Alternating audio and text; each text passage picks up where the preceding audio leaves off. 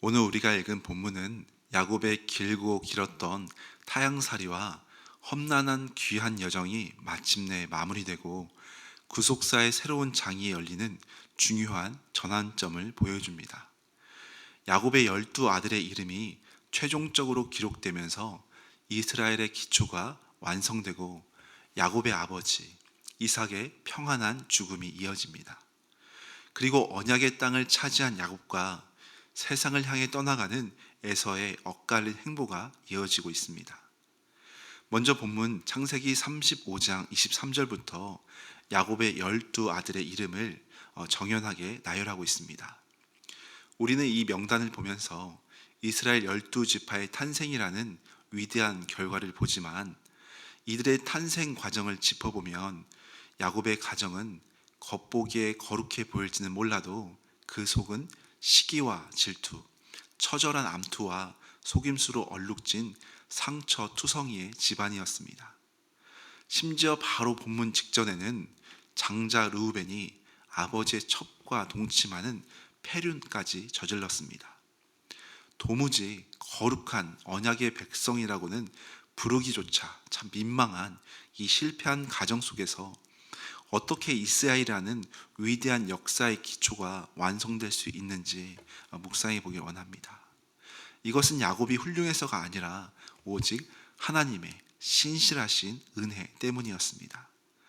하나님은 인간의 연약함과 죄악, 끊임없는 실패와 모든 술수마저도 온전히 사용하셔서 결국 하나님의 구원 계획, 이스라엘의 12지파를 완성해내시는 전능하신 하나님이셨습니다. 우리의 삶도 역시 나의 공로가 아니라 나의 연약함과 부족한 가운데서도 신실하게 일하시는 하나님의 측량할 수 없는 풍성한 은혜 덕분에 우리가 이렇게 믿음의 자리에 걸어가고 있는 줄로 믿습니다.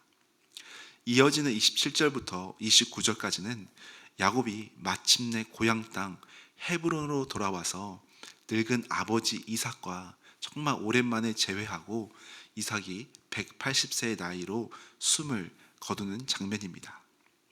29절에 보니까 이삭이 나이가 많고 늙어 기운이 다함에 죽어 자기 열조에게로 돌아가니 그의 아들 에서와 야곱이 그를 장사하였더라.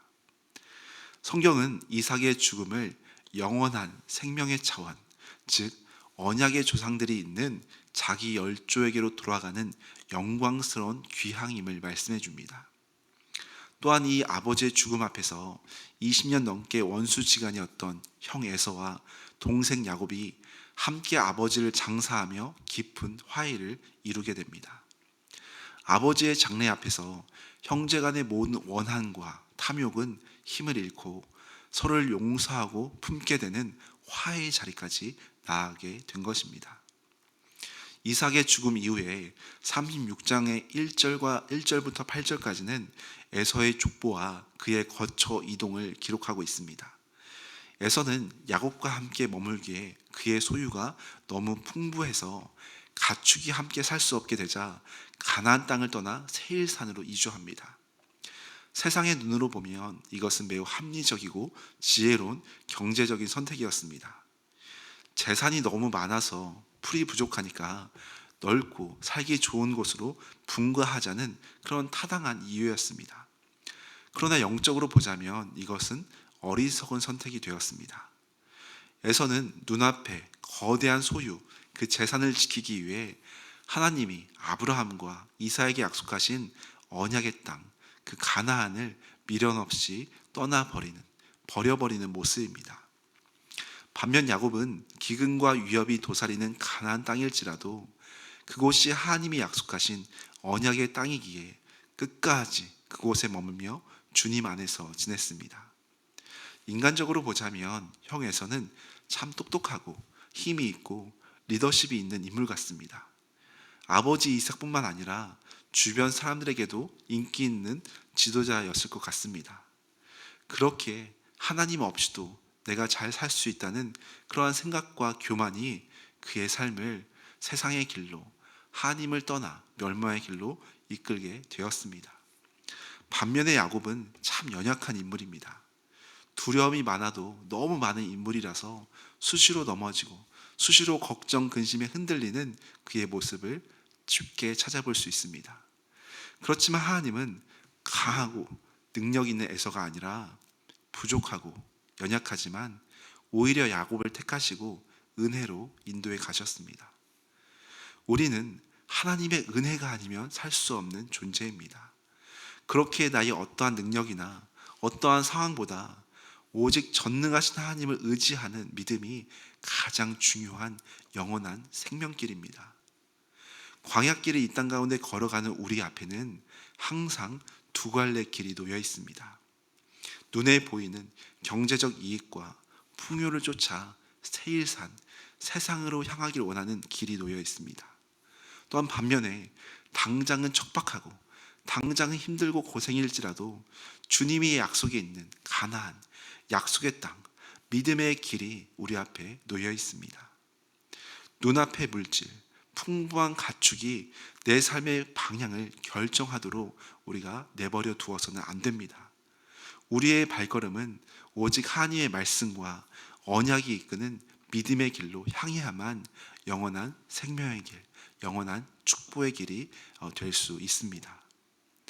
사랑하는 여러분, 야곱의 가정이 보여주듯이 우리도 늘 실수하고 넘어집니다. 자주 실패합니다. 그러나 우리의 약함을 덮고 마침내 약속을 완성하시는 하나님의 은혜가 있기에 우리가 믿음의 길을 담대하게 걸어갈 수가 있습니다.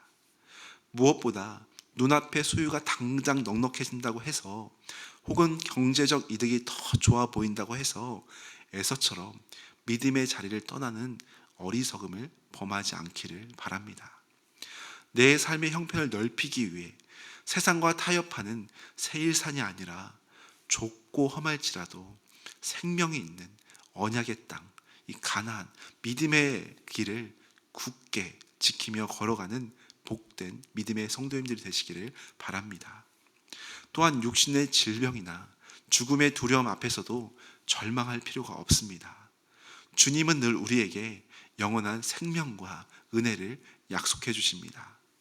그 영원한 생명을 위해 믿음의 길을 걸으라고 예수님께서 친히 우리를 위해 십자가 지시기까지 영원한 생명을 이미 다 허락하셨기에 주님만 바라보고 주님만 믿고 살아가라고 우리를 인도해 가십니다.